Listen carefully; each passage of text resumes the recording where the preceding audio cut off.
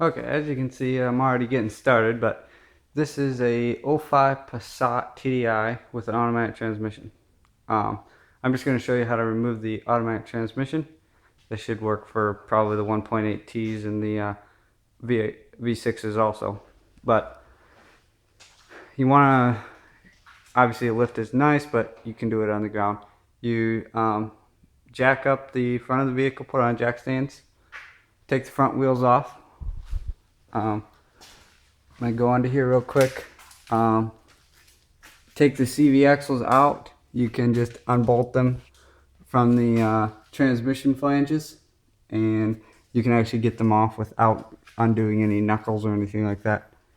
I have the transmission mount bolts loose, so I can actually take the whole, I want to take the mounts off and the mount brackets off, but I'll do that a little bit later. So I got both CV axles off. I just went, I don't know if you can see up there, but I have an engine. I'll just go up there. There's an engine support bracket, and there's two mounting points in the back. I'll show it to you. You take the engine cover off, and there's one right here, and then there's one back in here behind the EGR. So you take the little rubber hose off right here, and you can put an engine support bracket on there to hold the engine up, because you actually do have to drop the subframe.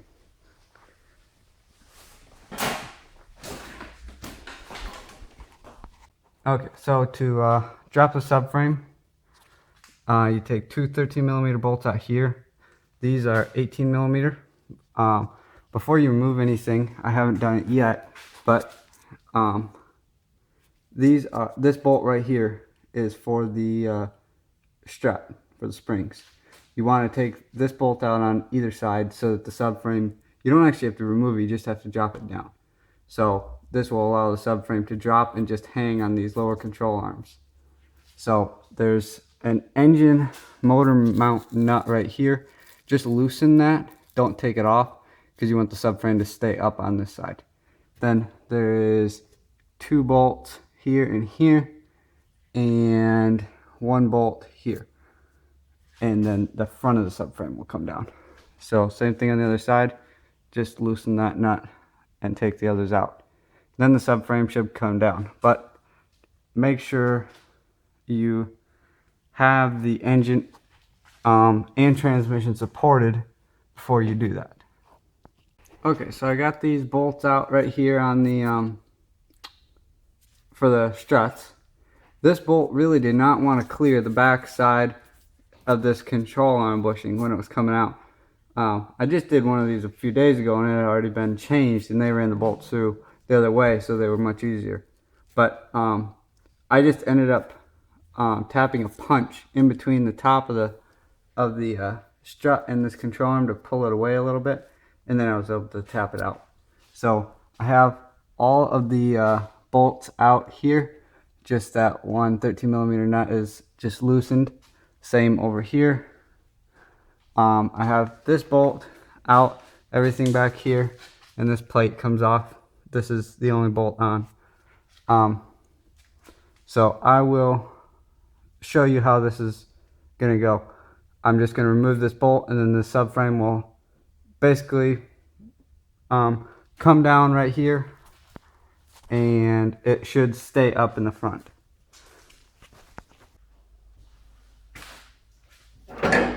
Okay, I'm gonna remove it.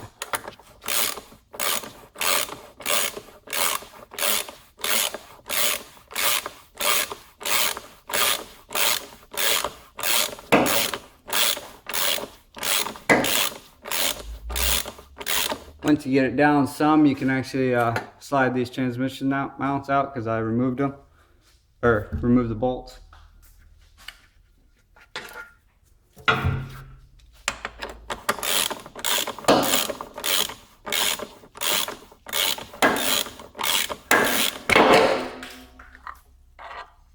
So there it is. Now you can very easily get at the transmission.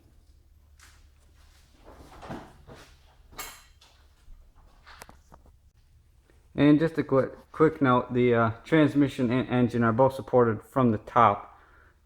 If they weren't, the engine and transmission would come down with the subframe. So make sure that's done first. This is the transmission I took out a few days ago. As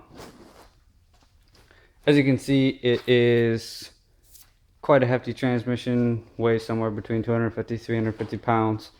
So you pretty much need a transmission jack to pull it out, or some kind of jack on the ground. You can see there's supposed to be a little stub sticking out of this, and it's broke off on this one.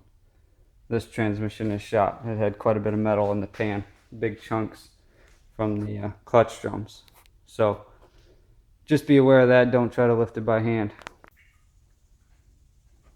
Okay, as you can see, I put the transmission jack on it just so in case the engine mount or engine support failed, it wouldn't fall on me. There's one round electrical connection right here. This just turns, so it goes in and snaps in like this, and then to undo it, you just turn it kind of clockwise and pull it out. Then there's another one right here. This just snaps in. You pull the tab back, or push it in, pull the tab back, and then pull it out. So those are the two electrical connections. I'm going to remove these two engine or transmission mount brackets here. This one would be the hardest. There's one bolt here, one bolt here, and then one way up at the top you can't really see. That's the one that's hard. But you can get it, and it makes the transmission a little easier to get out. So there's also one on this side. I'm going to remove. This one's easier, and that should make it a whole lot easier to get out. Okay, so I did remove the driver's side transmission bracket to get to the shift selector cable back here, and I may remove this neutral safety switch also. There's just two T27 bolts holding that on. Then the shift selector cable has two 13mm bolts on it, so take those off, and then the cable will pop up back here. But I'm going to take the switch off first so I can get better access to it. The passenger side bracket I'm just going to leave on. I don't think it's going to get in the way. I took it off last time, but I guess if it gets in the way I can always take it off later. But I'm going to leave it in there because it is a very big pain to try to get the top bolt out of that. So I'm just going to get this switch off and take the cable off. Okay, so now for one of the fun parts. It's not too bad actually. I'm looking right up at the starter here. There's one bolt on the bottom that you can see. I believe it's a 17mm. Then there's one on the upper side of the starter that is on the top of the starter, but it comes in from the other side. It comes in from the transmission side instead of the engine side. Once you have those loose, it should drop down, and then you can take the electrical connections off the top, because they're pretty hard to get to until the starter is dropped down. Okay, here's a little more info on getting the starter out. You can see it's loose there. See that wire that's coming up? It goes up to another transmission to engine mount bolt. If you remove that bolt, I don't know if you can see it, it gives you slack in the wire, so you can drop the starter down a little bit. Now if you go under here, you can see there's that 13mm nut on the top there, and that removes the two electrical, or the two power cables to the starter. Now there's a very small one underneath it, like right here by my finger. There's a little connector on that. Just hit the tab, which is on this side, or the side of my finger's on, and then pry it from where my camera is. Pop it off with a pry bar, because that's the easiest way. There's no real way to get your fingers in there. So take this 13mm nut off, and that'll come off.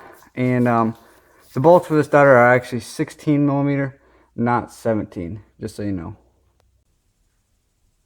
Okay, as you can see, I got the bolt out right here. That was a T55. it's pretty hard to get to the front of the engine to turn the engine over. So I just use a screwdriver and turn it like this until I get to the next bolt. Once you get good at it, you can do 2 teeth at a time and it moves pretty quick. So the other thing is there's that little stub that goes from the torque converter into the crankshaft of the engine. So once you get the 3 bolts out, you need to make sure that the torque converter is separated from the flex plate before you drop the transmission. And another thing, make sure you disconnect the battery before you remove the starter. Otherwise you might get a little spark if you ground your tool out. So, oh, there's that bolt. So there'll be 3 of these. That's the second one. Okay, so I forgot to mention it before, but this is the passenger or driver side of the transmission where you got this big electrical connection and this other one we took loose. Right up above it, I forgot, there's a transmission speed connector. So to remove it, you just push this metal tab in and it comes off like that. So now you can start removing transmission bolts. I'm going to start removing the few down here. Sorry, right down here. And I'll remove some of those and then leave some of the ones on the side. Then I'll do the very top one because that is the most difficult. And I'll show how I do that. Okay, on the bottom of the transmission here, I took off 5 of the mounting bolts. The one right up here on the passenger side has a nut here and a bolt on the other side that's 8mm. 8mm Allen head on the back of the car here. And then it's 16mm on this side. So just so you know that. I took 5 of the bolts out here on the bottom. Now I'm going to remove the transmission cooler lines. This is right up here on the driver's side up above where the CV axle is. Just a 13mm here, and those lines pop off. You will get some fluid that comes out, just so you know. There's one that's actually on the engine pan there, so just take that 10mm off so you can get the lines loose. I'm actually going to remove them completely. And then right up here by the radiator, you can loosen them here. This is 19, this is 22mm. So just break these loose. You will also get fluid coming out of here, just so you know. And then those lines will just come right out of there. Well, as you can see, I got the transmission cooler lines off there. The transmission. There's a bolt up here, one right here, and then one right at the top underneath this big coolant hose. I don't know, pretty hard to see. It's way up there anyways. That one's the hardest. I'm going to start with that. Just push a pry bar up there to push that coolant hose up out of the way, then you can get the bolt off. Start with that one and then take these other 2 out, and then the transmission will be free and it can come out. Okay, I got all the bolts out and the transmission separated. Got to make sure the torque converter's separated from the flex plate. Once it's clear, you can drop it down.